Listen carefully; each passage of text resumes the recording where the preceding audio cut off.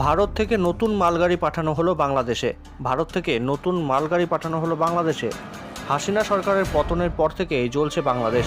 সেখানকার হিন্দু সংখ্যালঘুদের ওপর ক্রমাগত অত্যাচার তো আছেই, সঙ্গে ভারতকে অপমান করতে কোনো রাস্তা ছাড়ছেন না বাংলাদেশের জায়গায় জায়গায় ভারত বিরোধী আন্দোলন গড়ে তোলা হচ্ছে।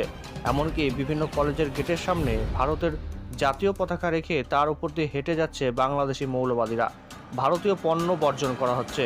তবে এত কিছুর পরও ভারত তার বাংলাদেশকে কোনো কড়া জবাব দেয়নি। উল্টে হাসিনা সরকার থাকাকালীন হওয়া চুক্তির মতো একটি পণ্যবাহী ট্রেন বাংলাদেশকে দিলেন মোদী সরকার। আজ নদিয়ার গেদে সীমান্ত দিয়ে এই পণ্যবাহী ট্রেনটি বাংলাদেশে যায়। বাংলাদেশের সাথে চুক্তি ছিল তাদের মালগাড়ি দেবে ভারত, আর সেই কথা মতোই এই মালগাড়ি পাঠানো হলো বাংলাদেশে।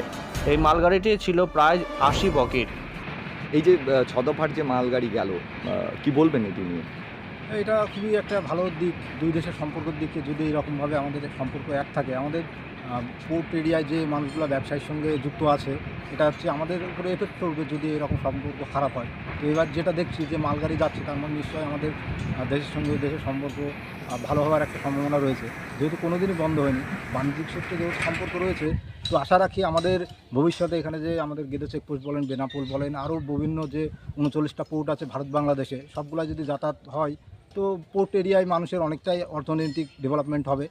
আর তো সুতরাং আমার যতদূর মনে হয় দুই দেশের এই যে ট্রেনটি গেল, এটি কি আগে থেকে চুক্তি ছিল? হ্যাঁ, এটা আগে থেকেই চুক্তি ছিল। আমাদের বাংলাদেশের সরকার পতনের আগে থেকেই চুক্তি ছিল। সেই চুক্তি অনুযায়ী গেল।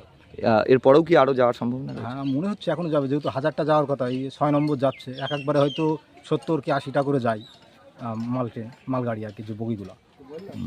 আর নতুন করে কি কোনো পণ্য পাঠানো হচ্ছে ভারতের থেকে? হ্যাঁ, যাই। এখনও বন্ধ হয়নি, কোনোদিনই বন্ধ হয়নি। নতুন করে কি কোনো চুক্তি হচ্ছে? নতুন করে এটা মনে হয় আপাতত বন্ধ রাখার সিদ্ধান্ত নিচ্ছে ভারত সরকার।